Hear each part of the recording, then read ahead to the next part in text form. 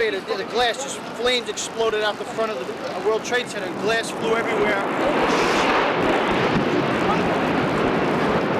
In words and in song, we've been asked, where were you? Oh my God! Oh my God! Oh my God! But as we approach the 10th anniversary of the 9/11 attacks, we posed the question on Facebook. We're working on a story about the 10-year anniversary of 9/11. Where are we? Tell us how that event impacted you and your life. KARE 11's social media manager, B. Chang, posted. And within minutes, we were counting the ways that 9/11 lives with us still. Paula Wright of Eden Prairie wrote of a family vacation. I think about that plane in Pennsylvania first, before the others. Had that plane, Flight 93, not crashed in Pennsylvania, it may have reached the Capitol or the White House, where Paula, her husband, and 2 children were in line for a tour. Just as we were about to go in, the guards came out of the guardhouse yelling for us to run, telling everybody to run. Get away from here now. As they fled, the Wrights saw the smoke coming from the Pentagon and to this day ponder how different things might be for their family. But for Bloomington native Tom Burnett and the other citizen soldiers aboard Flight 93. Then I think about the heroics of those people on that plane to take it down. I'm a little grateful.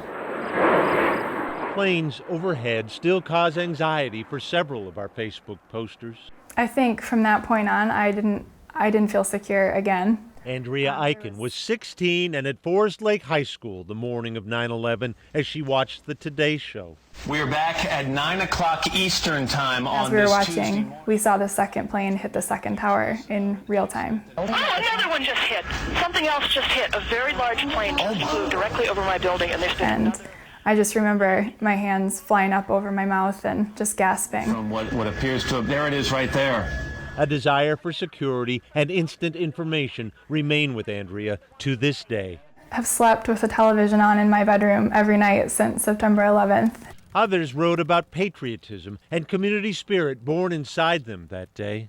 From Albertville, Rebecca Kress told of another 9/11 birth. I didn't want her to ever feel that it was a mistake to be born on that day, or that it was, because you can't pick the day you're born. And If anything, Rebecca has put extra effort into making special each of her daughter Maddie's September 11th birthdays. And that's the conflict, I think, because, I don't want to disrespect anything about the day, about the remembering of the lives lost, but, she came into our lives that day, so we celebrate and we're happy.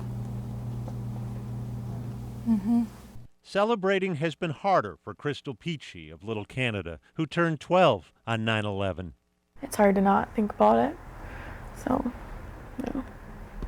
Crystal's father, an Army colonel, missed several of her birthdays during 5 deployments to Afghanistan and Iraq. Now a parent herself, Crystal has altogether stopped celebrating her September 11th birthday.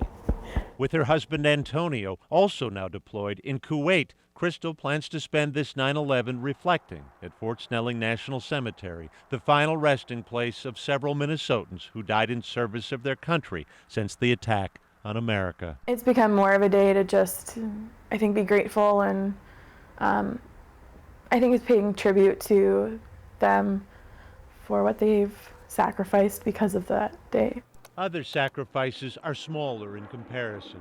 Several Facebook posters wrote of lost freedoms and fun drained from air travel. It's hurtful because you feel like people don't trust you. Chantel Azuz told us about daily searches to which she's subjected for her job at the airport. You kind of feel like you don't belong. In her note, she called 9/11 the worst day of her life. I've had people call me traitor to my face, saying that because I'm Muslim, that I'm a traitor to my country. St. Paul born and the mother of a 3-year-old, Chantel hates what the 9/11 hijackers did to taint American attitudes toward her religion. You just feel like running home and pulling the drapes closed and not coming back outside again.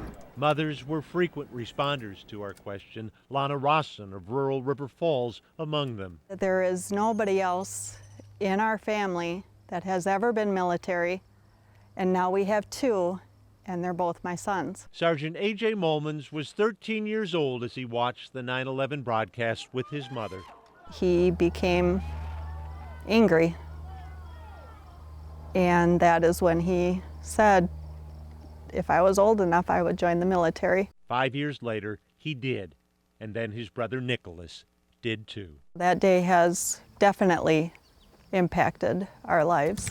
Social media was a foreign notion on America's darkest day. Facebook would not exist for another 3 years.